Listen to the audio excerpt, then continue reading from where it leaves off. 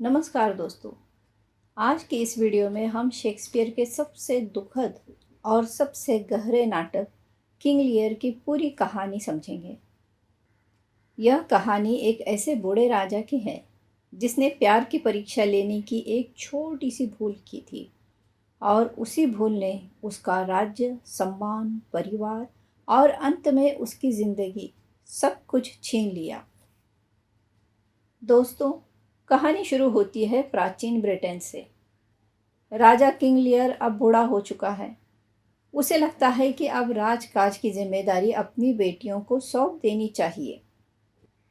उसकी 3 बेटियां थीं।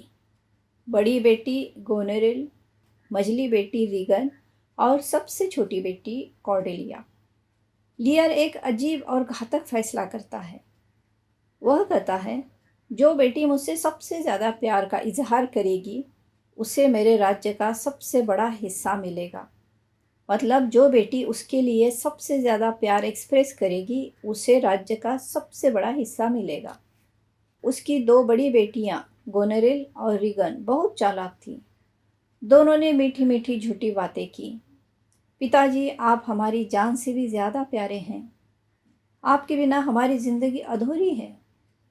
लियर यह सब सुनकर बहुत खुश हो गया। लेकिन जब छोटी बेटी कॉर्डेलिया की बारी आई तो उसने सच्चाई से कहा, पिताजी, मैं आपसे उतना ही प्यार करती हूँ जितना एक सच्ची बेटी को करना चाहिए। मैं झूठी तारीफ नहीं कर सकती। बस यही किंग लियर अपनी जिंदगी की सबसे बड़ी गलती कर बैठता है। गुस्से में वह कॉर्डेलिया को राज्य से निकाल देता है और उसका हिस्सा भी छीन लेता है। सच्चाई हार जाती है और झूठ जीत जाता है। दोस्तों, अब कहानी में और एक महत्वपूर्ण पात्र आता है। मतलब एक और कैरेक्टर है। उसका नाम है ग्लॉस्टर। ग्लॉस्टर के 2 बेटे थे। एडगर, जो सच्चा और वफादार था, और दूसरा बेटा एडमंड, जो नाजायज़ जन्म का था, मतलब इलेजिटिमेट था, और वह बहुत महत्वाकांक्षी भी था। एडमंड सोचता है, मैं भी तो इसी का खून हूँ, फिर मुझे क्यों कम समझा जाता है। वह ऐसा क्यों सोचता है? क्योंकि वह इलेजिटिमेट था। और फिर धीरे धीरे वह साजिशें रचने लगता है। वह एक झूठा पत्र बनाकर अपने पिता ग्लॉस्टर को दिखाता है और कहता है कि उसका लीगल बेटा उसकी जायदाद हथियाने की योजना बना रहा है। मतलब उसकी प्रॉपर्टी लेने की, हड़पने की योजना बना रहा है। ग्लॉस्टर उसके धोखे में आ जाता है और अपने सच्चे बेटे एडगर को देशद्रोही घोषित कर देता है। बेचारा एडगर जान बचाकर भागता है और भिखारी का भेष बना लेता है। इधर सत्ता मिलते ही गोनेरिल और रीगन का असली चेहरा सामने आ जाता है। वे अपने पिता किंग लियर का अपमान करती हैं, उसकी सिपाहियों को हटा देती हैं और उसे महल से भी निकाल देती हैं। जो राजा कभी पूरे ब्रिटेन का मालिक था, वही अब आंधी, तूफान और बारिश में भटक रहा होता है। वह आसमान की ओर देखकर चिल्लाता है, हे आकाश, मुझ पर अपना क्रोध उतारो। उसका वफादार सेवक केन भेष बदलकर उसके साथ रहता है और विदूषक मजाक मजाक में उसे सच्चाई समझाता रहता है। दुख और अपमान से लियर धीरे धीरे पागलपन की हालत में पहुंच जाता है। अब उसे समझ आने लगता है कि सत्ता के बिना प्यार और इंसानियत कुछ भी नहीं होती है। दोस्तों, ग्लॉस्टर यह सब देखकर लियर की मदद करता है। वह चुपके से उसे रोटी और कपड़े देता है और कहता है, मेरे राजा, डोवर जाइए। वहाँ आपकी छोटी बेटी कार्डिलिया आपकी मदद के लिए आ रही है। लेकिन एडमंड यह बात गोनेरिल और रीगन को बता देता है। रीगन और उसका क्रूर पति कॉर्नवॉल गुस्से में ग्लॉस्टर को पकड़ लाते हैं और निर्दयता की हद पार करते हुए कॉर्नवॉल ग्लॉस्टर की दोनों आंखें फोड़ देता है।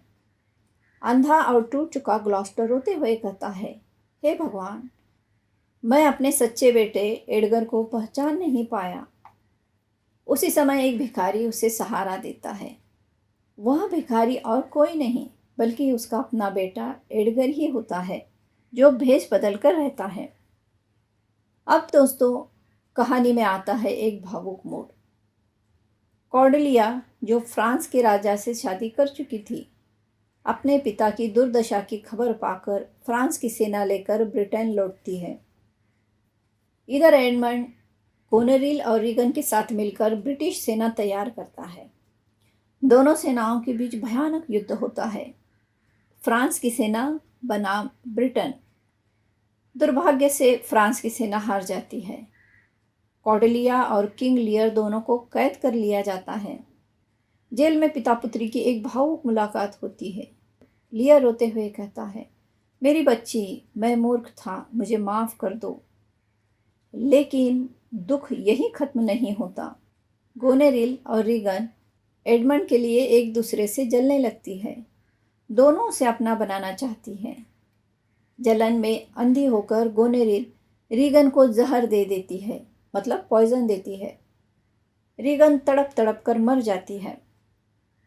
जब गोनेरिल की साजिश सबके सामने आ जाती है और एडमंड भी मारा जाता है, तो शर्म और हार से टूटकर गोनेरिल खुद भी आत्महत्या कर लेती है। मरने से पहले एडमंड एक गुप्त संदेश दे चुका होता है कि कॉर्डेलिया को जेल में फांसी दे दी जाए।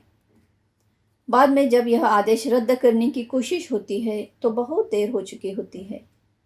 किंग लियर अपनी बेटी कॉर्डेलिया का मरा हुआ शरीर गोद में लेकर फूट फूट कर रोता है।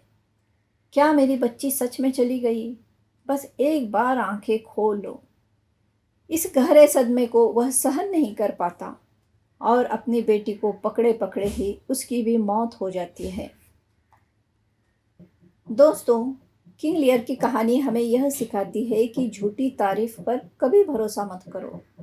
सच्चाई चाहे कड़वी हो, लेकिन वही सबसे कीमती होती है। सच्चाई को हमेशा अपनाना चाहिए और सत्ता अगर इंसानियत से खाली हो तो वह पूरी तरह बेकार हो जाती है। तो दोस्तों, अगर आपको यह कहानी अच्छी लगी हो तो वीडियो को लाइक करें, शेयर करें और चैनल को सब्सक्राइब करें। धन्यवाद।